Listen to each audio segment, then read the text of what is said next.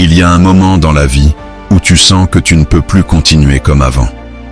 Un moment où tes rêves sont encore là, mais semblent s'éloigner chaque jour un peu plus, non pas parce qu'ils sont irréalisables, mais parce que tu attends.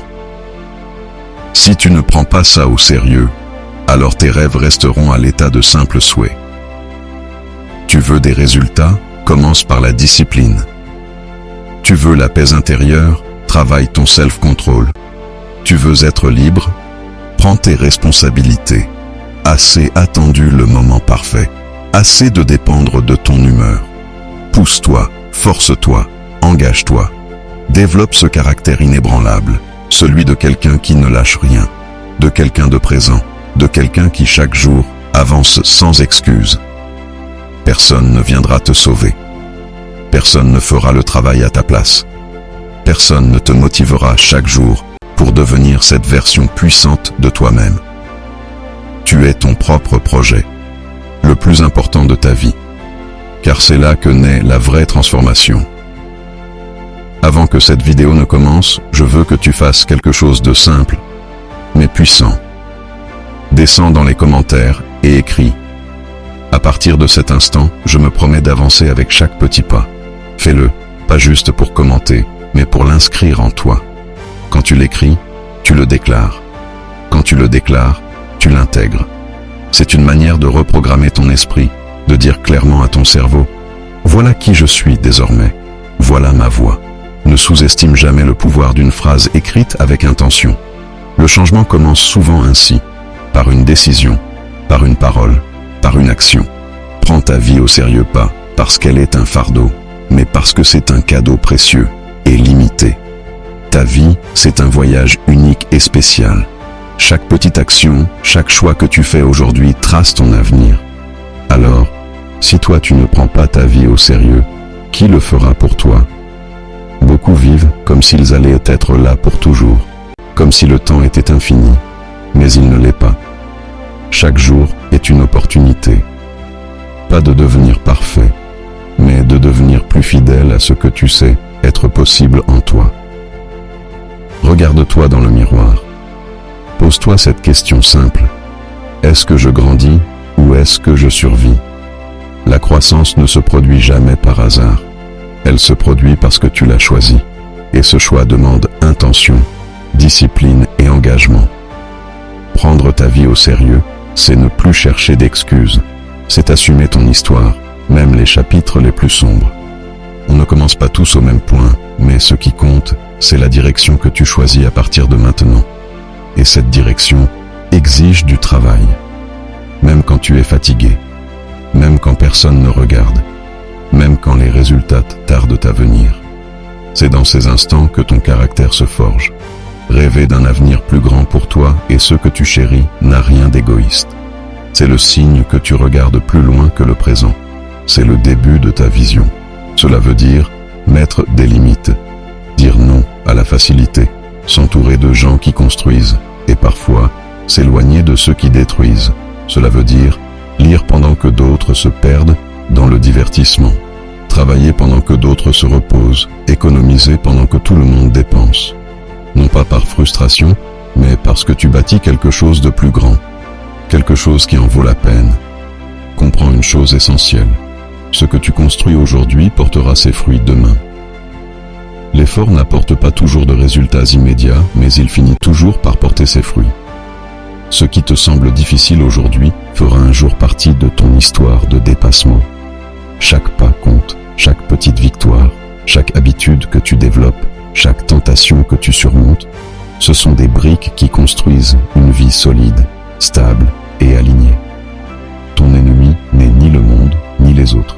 C'est ta propre inertie d'hier. Mais chaque action d'aujourd'hui te rapproche de ta victoire. Dans la pensée stoïque, ce principe n'a rien de nouveau. Les sages de l'Antiquité enseignaient que nous devons vivre avec un but guidé par la vertu et la raison. Ils disaient « Tu ne contrôles pas tout dans la vie, mais tu peux toujours contrôler ta réponse aux événements. » Prendre ta vie au sérieux, pour eux, signifiait vivre chaque jour comme si c'était le dernier. Non pas dans la panique, mais dans une présence totale, dans l'engagement. La discipline n'est pas une cage, C'est une clé. Elle ne t'enferme pas, elle t'émancipe. Car celui qui se maîtrise ne subit pas ses impulsions, il les transcende.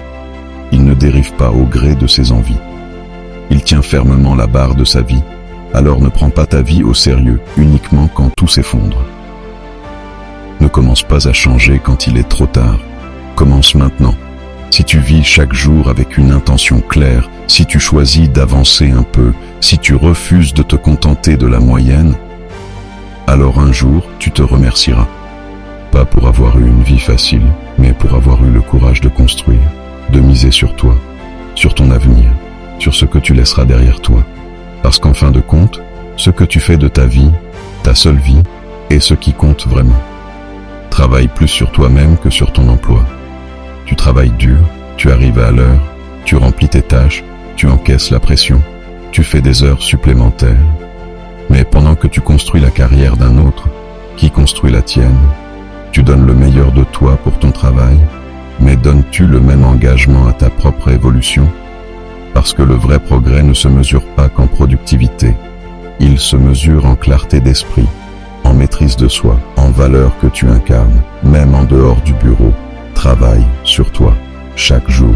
C'est le seul investissement qui ne te trahira jamais. Mais combien de temps travailles-tu sur toi-même? Combien de temps investis-tu pour te comprendre, te renforcer, élargir ton esprit et développer ton potentiel? Beaucoup s'épuisent pour un salaire, mais négligeant leur âme, leur vision, leur croissance personnelle. Ils bâtissent le rêve de quelqu'un d'autre, tandis que le leur reste enterré sous la fatigue, la routine et le manque de clarté. Avoir un emploi, c'est important. Être responsable, c'est essentiel. Mais tu ne peux pas laisser ton emploi être la seule chose que tu nourrisses. Ton travail t'apporte de la stabilité, mais ton développement personnel t'apporte la liberté. La liberté de choisir, de créer, de transformer ta réalité. Quand tu travailles sur toi-même, ta vie change, ton regard change. Tu commences à voir des opportunités là où tu ne voyais que des obstacles. Ta confiance grandit, ta perspective s'élargit, et cela vaut plus qu'un chèque en fin de mois. Investir en toi est le meilleur choix que tu puisses faire. Pourquoi? Parce que personne ne peut te le reprendre. Tout ce que tu apprends, tout ce que tu développes dans ton esprit, chaque leçon, chaque compétence, chaque trait de caractère construit, devient une arme puissante, un outil pour avancer, pour t'adapter, pour résister. Mais cela n'arrive pas par hasard. Cela demande un choix, faire de toi une priorité, chaque jour. Ça demande le courage de dire non au confort, d'éteindre la télé pour lire un livre, de te lever plus tôt pour méditer, écrire et planifier, d'apprendre quelque chose de nouveau, même si ce n'est pas urgent, parce que tu sais que cette graine portera ses fruits un jour. Beaucoup se plaignent de ne pas avoir d'opportunités, mais sont-ils vraiment prêts à les saisir? Comment veux-tu voir plus loin? Si ton esprit est figé, comment veux-tu grandir? Si tu n'implantes jamais rien de nouveau en toi, mais combien de temps travailles-tu sur toi-même? Combien de temps consacres-tu à te connaître, à te renforcer, à élargir ton esprit et à développer tes capacités? La vérité, c'est que la plupart des gens s'épuisent pour un salaire, mais négligeant leur âme, leur croissance, leur vision. Ils dépensent toute leur énergie à bâtir le rêve de quelqu'un d'autre, tandis que le leur reste enfoui, étouffé sous la routine, la fatigue et l'absence de direction. Bien sûr, avoir un emploi est important. Être responsable est essentiel. Mais tu ne peux pas te permettre que ce soit la seule chose que tu nourrisses. Ton emploi t'apporte de la stabilité, oui, mais ton développement personnel t'apporte la liberté. La liberté de choisir, de créer, de transformer ta réalité. Quand tu travailles sur toi, ce n'est pas seulement ton intérieur qui change, c'est tout ton monde qui commence à évoluer. Tu ne vois plus les obstacles de la même manière. Là où il n'y avait que des murs, tu découvres des portes. Ton esprit devient plus clair, plus affûté. Ta vision s'élargit, ton regard s'élève, et peu à peu, ton estime de toi cesse de dépendre du regard des autres. Elle naît de ce que tu construis, jour après jour, en silence et avec constance. Et tout cela vaut plus que n'importe quel chèque de fin de mois. Investir en toi, c'est le meilleur investissement que tu puisses faire. Pourquoi? parce que personne ne peut te le retirer. Tout ce que tu apprends, tout ce que tu développes dans ta mentalité, tout ce que tu renforces dans ton caractère, devient un outil puissant, un levier pour avancer, t'adapter et prospérer dans n'importe quelle situation. Mais cela n'arrive pas par accident. Cela arrive quand tu fais de toi une priorité chaque jour, même quand tu es fatigué, même quand tu n'as pas le temps, même quand personne ne te pousse. Et oui, ça demande du courage.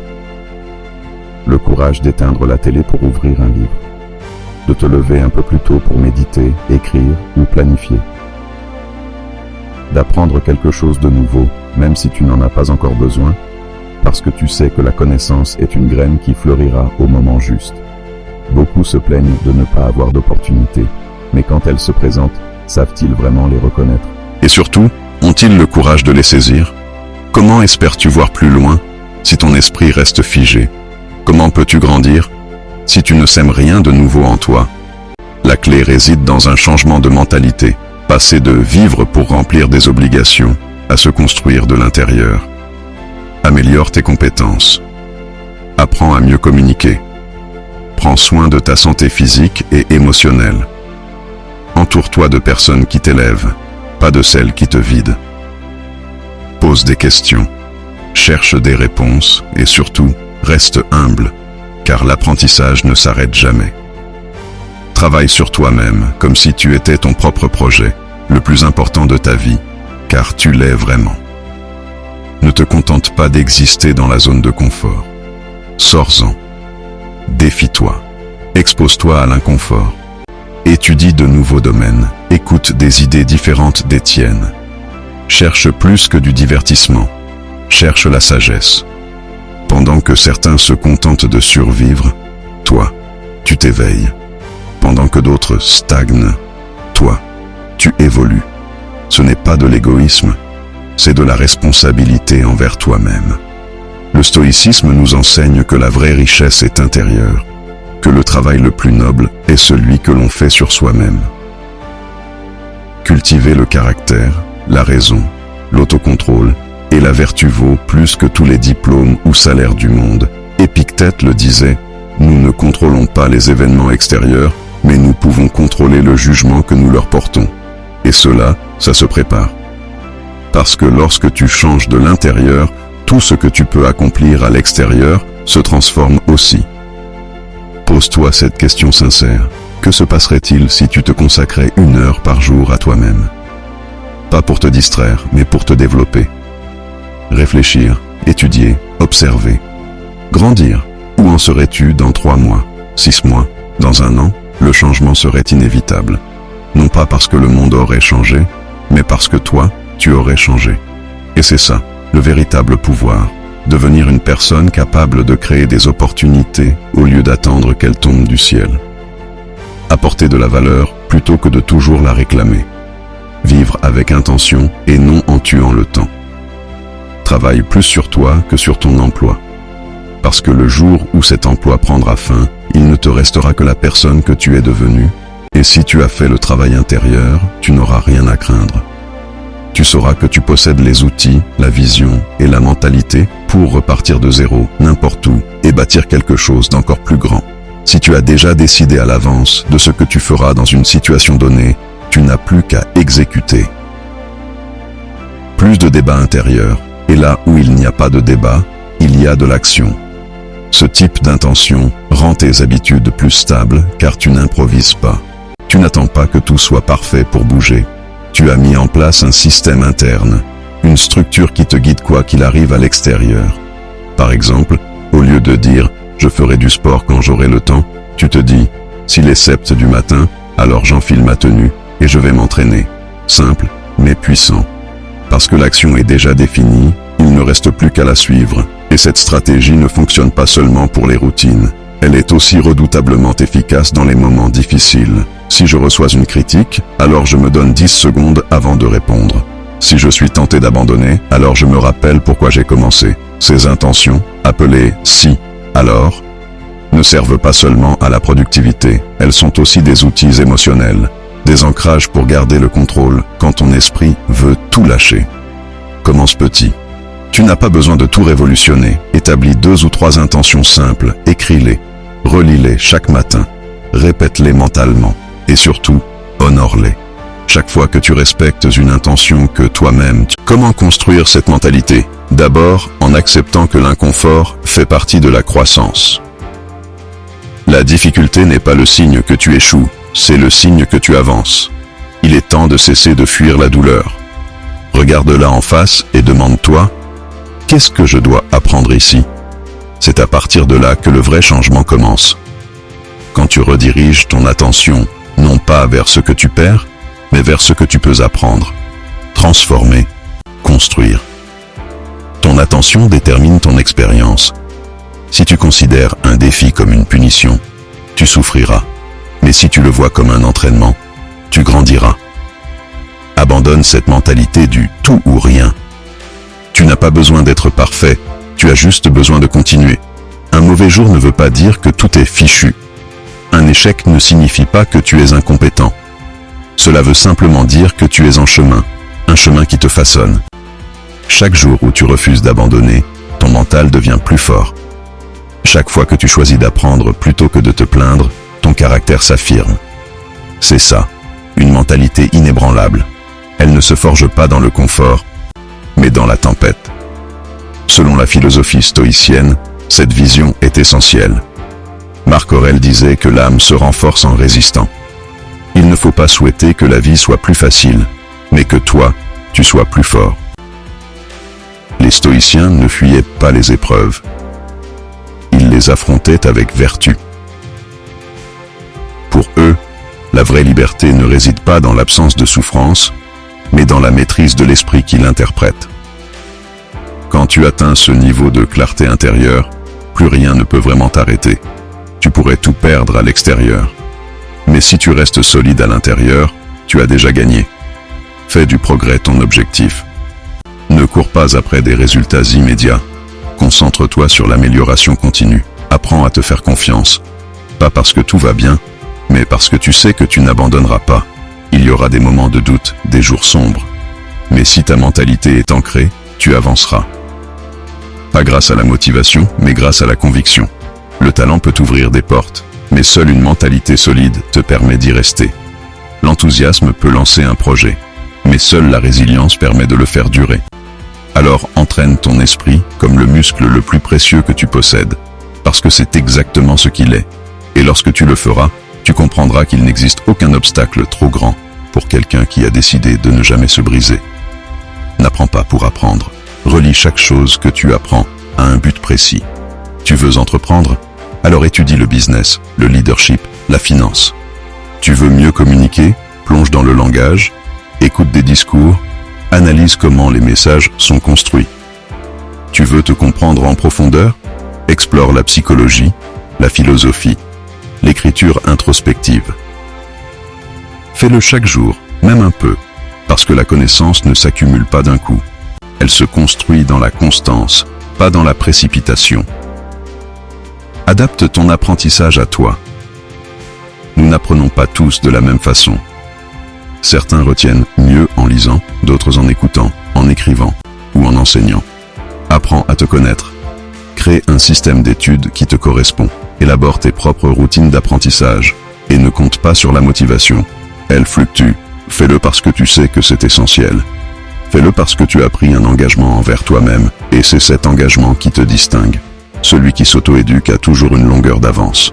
Pendant que certains se plaignent de ce qu'ils ne savent pas, toi, tu apprends. Pendant que d'autres s'égarent dans les distractions, toi, tu construis quelque chose en toi que personne ne pourra jamais t'enlever. Et le jour où il faudra passer à l'action, tu seras prêt. Non pas parce que tu es le plus doué, mais parce que tu es le mieux préparé. Du point de vue stoïcien, l'auto-éducation, c'est une forme de vertu. Sénèque disait « Tant que nous vivons, nous devons apprendre à vivre ». Pour les stoïciens, apprendre n'était pas réservé à la jeunesse. C'était un devoir constant. Ils voyaient la sagesse comme la seule vraie richesse, car ni la mort, ni l'adversité ne pouvaient la leur enlever. Ils savaient que seul celui qui cultive son esprit peut rester en paix quand tout autour de lui s'effondre. Ne sous-estime jamais le pouvoir de t'éduquer toi-même. Chaque heure que tu investis dans une compétence utile est une heure qui te rapproche de la meilleure version de toi-même. N'attends pas que la vie t'enseigne avec douleur ce que tu peux apprendre avec choix. Ne laisse pas ton avenir au hasard. Va le chercher. Entoure-toi d'idées qui te poussent à grandir. Pose des questions. Cherche des réponses. Et ne t'arrête pas, parce que celui qui n'arrête jamais d'apprendre n'arrête jamais de grandir. Et si tu fais de l'auto-éducation une habitude, dans quelques années, tu regarderas en arrière et tu comprendras. C'est cette décision qui a tout changé. Habitue ton esprit non seulement à voir le sommet, mais aussi la montée. Prépare ton caractère à affronter le chemin. Ce n'est pas juste de la motivation vide, c'est un véritable entraînement mental. Quand tu te visualises agissant avec discipline, patience, force, tu commences à croire que tu en es capable. Tu forges une identité qui ne dépend pas seulement des résultats, mais de l'engagement dans le processus. Et c'est cette identité qui te maintient debout quand les choses se compliquent, parce que tu l'as déjà vécu. Dans ton esprit, tu t'es déjà confronté à l'échec, à la fatigue, au doute. Consacre 5 à 10 minutes par jour à cet exercice. Ferme les yeux et imagine-toi en train d'être la meilleure version de toi-même. Comment pense cette version? Comment parle-t-elle? Comment se comporte-t-elle sous pression? Quelles sont ses habitudes? Quelles décisions prend-elle chaque jour? Puis, ramène cette image à l'instant présent et demande-toi, qu'est-ce que je peux faire aujourd'hui pour m'en rapprocher? Pas tout d'un coup, juste la prochaine action, avec intention. Et n'oublie pas de visualiser les obstacles aussi, pas pour t'effrayer, mais pour te renforcer. Prépare-toi mentalement à ces moments où les choses ne se passeront pas comme prévu. Quand tu n'auras plus la force, quand personne ne te soutiendra, que feras-tu? Vas-tu abandonner ou vas-tu t'adapter? Vas-tu perdre ton cap ou vas-tu te rappeler pourquoi tu as commencé? Quand tu entraînes ton esprit à ces scénarios, tu bâtis une résilience intérieure avant même d'en avoir besoin. Les stoïciens appellent ça la premeditatio malorum, l'anticipation consciente des épreuves à venir. Pas pour vivre dans la peur, mais pour vivre avec force et maîtrise.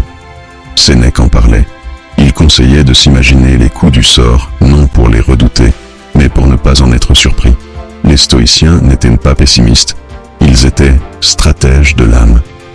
Visualiser le processus dans sa lumière et ses ombres, c'était leur façon de rester fidèles à la vertu, plutôt qu'aux résultats extérieurs. Et quand tu fais de cette pratique une habitude, quelque chose change en toi. Tu n'agis plus dans l'urgence, tu n'es plus guidé par tes impulsions. Tu avances avec clarté, parce que tu connais déjà le chemin. Tu l'as parcouru des dizaines de fois en toi, alors quand vient le moment de le parcourir en vrai, ce n'est plus effrayant, c'est familier. Visualiser ne remplace pas l'action, mais ça la prépare, ça la renforce, ça lui donne une direction. Dans un monde où tant se perdent dans la distraction, toi, tu avanceras avec une vision claire, pas par magie, pas par chance, mais parce que tu as d'abord vécu ta réussite en toi-même. Et une fois qu'un objectif naît avec une telle clarté dans ton esprit, l'univers ne peut plus vraiment t'arrêter. Il ne reste plus qu'une seule personne capable de le faire, toi. Les opportunités naissent de la préparation. Elles ne tombent pas du ciel. Elles ne dépendent ni de la chance, ni du hasard. Elles apparaissent à ceux qui sont prêts, à ceux qui ont affûté leurs compétences, aiguisé leur vision et cultivé leur discipline. Une opportunité, c'est comme une porte, mais seul celui qui a appris à en reconnaître la clé sait l'ouvrir. Ce moment que beaucoup appellent chance est en réalité le fruit naturel de la préparation. Être prêt quand un contact arrive, être prêt quand un projet surgit, être prêt quand quelqu'un mentionne ton nom dans une pièce où tu n'es même pas présent. C'est à cet instant que tout peut basculer, mais seulement si tu as préparé le terrain. Comment se préparer? Jour après jour, sans attendre que quelqu'un vienne te motiver, sans espérer des résultats immédiats. Tu le fais parce que tu sais, le moment viendra. Et quand il viendra, tu ne dois pas être dans le doute, ni dans le manque. La psychologie du succès est claire. Le lien entre préparation et opportunité est direct. Ceux qui s'exercent, étudient, se relèvent encore et encore, finissent toujours par créer plus de chances que ceux qui attendent passivement un miracle. Ils n'ont pas plus de chance, ils ont plus de vision, plus de constance, et donc plus de capacité à agir vite quand une porte s'ouvre. Tu veux voir plus d'opportunités dans ta vie? Alors, investis en toi chaque jour. Apprends. Lis, écoute, entoure-toi d'idées plus grandes que toi. Étudie ceux qui ont déjà traversé le chemin que tu veux emprunter. Développe un état d'esprit positif mais réaliste, pas naïf mais solide, un mental qui ne cherche pas des excuses mais des solutions. Car plus tu es prêt, plus ce qui était invisible hier devient évident aujourd'hui. Beaucoup disent, si une grande opportunité se présentait, je donnerais tout. Mais c'est faux. Si tu ne t'es pas préparé à donner tout, tu ne sauras même pas reconnaître cette opportunité. Alors pose-toi la vraie question. Es-tu prêt aujourd'hui à accueillir le succès que tu dis vouloir? Es-tu prêt à supporter la pression, la responsabilité, les décisions difficiles qu'il implique? Si ce n'est pas le cas, cette opportunité passera devant toi, et tu ne la verras même pas, et ce ne sera pas la faute de la vie, mais celle de ton absence de préparation. Les stoïciens l'avaient eux compris depuis longtemps. Ils ne comptaient pas sur les circonstances extérieures pour réussir. Ils cherchaient à être prêts intérieurement, quelles que soient les conditions. Épictète disait, ne cherche pas à ce que les choses se passent comme tu le veux. Veux-les comme elles se passent, et tu seras heureux. Pour les stoïciens, chaque moment était une opportunité. Un moment pour pratiquer la vertu, pour développer la maîtrise de soi, pour viser l'excellence intérieure. Ils savaient que si tu es solide à l'intérieur, tu peux faire face à tout ce que la vie te présente. Alors arrête de t'obséder à chercher quand viendra ton grand moment. Demande-toi plutôt, suis-je prêt quand il viendra? Car si tu ne l'es pas, il te glissera entre les doigts. Mais si tu l'es, tu le saisis avec lucidité et tu le transformes en quelque chose d'encore plus grand. Ne te prépare pas seulement quand tu vois un objectif devant toi.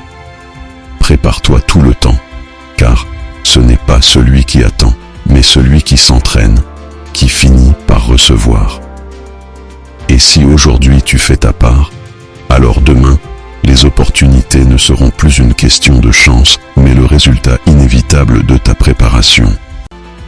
Tu n'as pas besoin d'attendre l'inspiration permanente pour agir. Tu avances même sans envie, parce que tu sais pourquoi tu fais ce que tu fais, parce que ton action a du sens. Définir des objectifs avec un but. Fixer un objectif, ce n'est pas simplement écrire une belle phrase dans un carnet. C'est aller au-delà du résultat. Ce n'est pas dire « je veux perdre du poids, je veux gagner plus d'argent, je veux réussir ». C'est se poser une question bien plus profonde. Pourquoi? Pourquoi veux-tu perdre du poids? Pour ta santé, pour mieux respirer, pour avoir plus d'énergie avec tes enfants, pour te sentir libre dans ton corps, par amour de toi-même. Et pourquoi veux-tu réussir? Pour la reconnaissance, pour impacter les autres, pour offrir la paix financière à ta famille, pour contribuer, laisser une trace, bâtir quelque chose de plus grand que toi. Plus ton pourquoi est clair, plus ton engagement sera fort.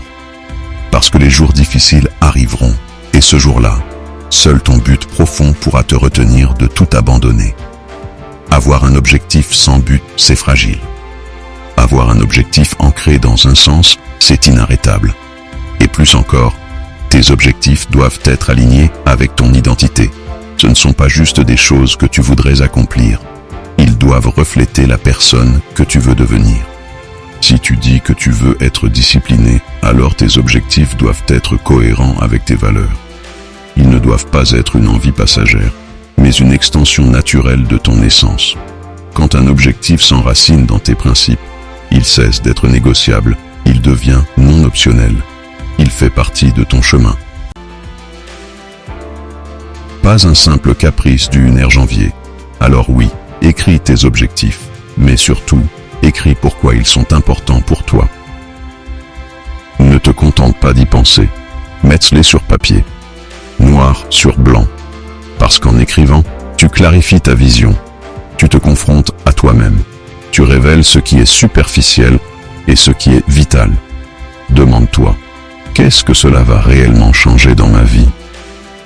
À quoi ressemblera ma vie si je l'accomplis? Comment vais-je me sentir? Qui pourrais-je aider grâce à ça? Et surtout, qu'est-ce que je perds si je ne vais pas au bout? Cette clarté émotionnelle, c'est ce qui transforme une simple envie en un engagement réel. C'est ce qui t'apportera la résilience. Quand les progrès seront lents, quand le doute frappera à ta porte, quand tout semblera s'effondrer autour de toi. Parce que ce ne sera plus juste une idée, ce sera une décision d'âme, un choix de vie, un engagement envers toi-même et ce que tu veux construire dans ce monde. Les stoïciens l'avaient compris. Pour eux, la clé était de vivre avec intention. Chaque action devait avoir un sens, ils ne poursuivaient pas des objectifs creux, pas des succès pour l'apparence, pas des rêves dictés par la société. Épictète disait « Ne marche pas sans savoir où tu vas ». Marc Aurèle, lui, se demandait chaque jour « Ce que je fais maintenant, est-ce guidé par le bien ou par le simple désir ?» C'est ça la vraie clé, ne pas agir simplement pour faire, mais pour grandir, pour honorer la justice, le courage, la sagesse et la discipline. Et cette philosophie est plus actuelle que jamais. Quand tu vis avec intention, tu ne te perds pas, car si ce que tu poursuis est connecté à ce que tu es vraiment, à ce que tu veux vraiment, alors rien ni personne ne pourra t'arrêter. Parce que quand le but est plus grand que l'obstacle, l'objectif devient inévitable. Il arrive un moment où ton objectif ne peut plus rester une simple idée. Il devient une promesse que tu te fais à toi-même. Et ce genre de promesse, on ne la trahit pas, on l'accomplit. Mais voilà, la procrastination n'est pas de la paresse. C'est un mécanisme d'évitement.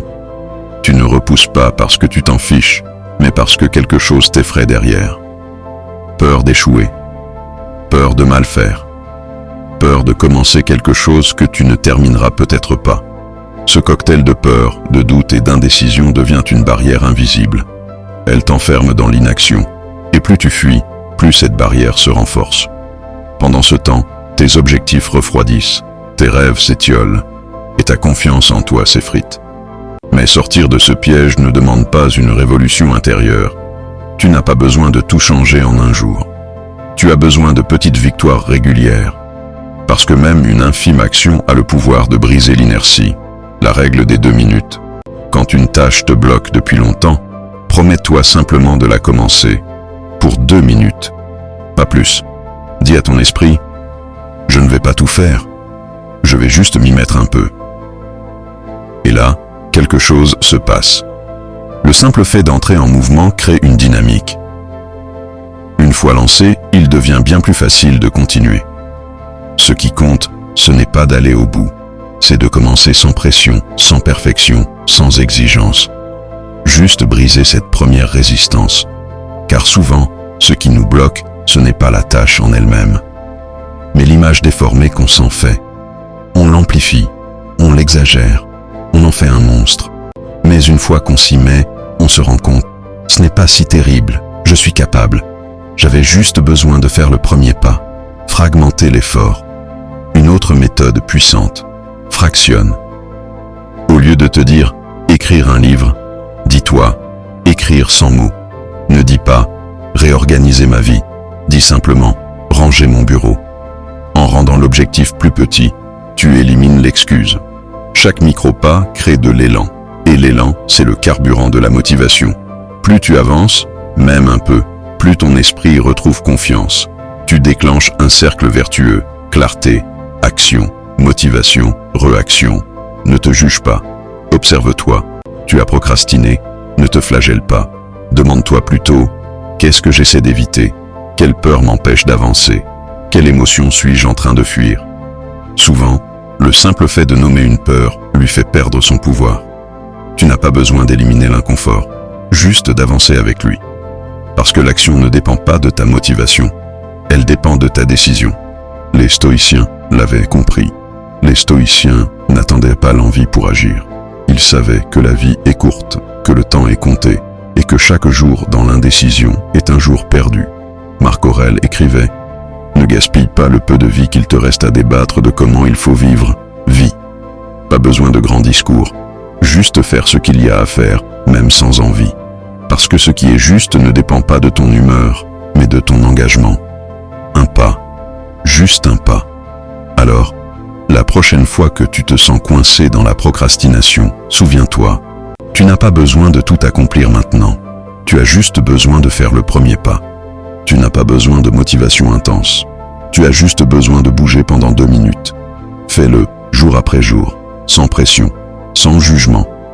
Avance, même un peu, parce que l'action, même minuscule, sera toujours plus puissante que l'intention. Et si tu en fais une habitude, ta vie va se transformer. Tu serais surpris de découvrir tout ce que tu es capable d'accomplir, même sans te sentir prêt. Tu n'as pas besoin d'un grand moment d'illumination, tu as juste besoin de constance. Ce sont les petits gestes répétés chaque jour qui finissent par bâtir une œuvre. Et un jour, en te retournant, tu comprendras que tu as vaincu la procrastination. Pas avec un coup d'éclat, mais avec une succession de petits pas choisis. Chaque fois que tu as décidé d'agir au lieu de fuir. Et ça, c'est l'une des plus grandes victoires intérieures que l'on puisse remporter. Si tu es encore là, à ce moment de la vidéo, c'est que ta volonté de grandir est réelle. Et rien que ça te place déjà dans une autre catégorie. Alors maintenant, je te propose d'ancrer ton engagement. Écris cette phrase en commentaire, pas pour moi, mais pour toi. Je décide de changer ma vie et marquer mon temps. Écris-la, lis-la, répète-la chaque fois que ton mental faiblit. Fais-en un rappel, une encre, une promesse.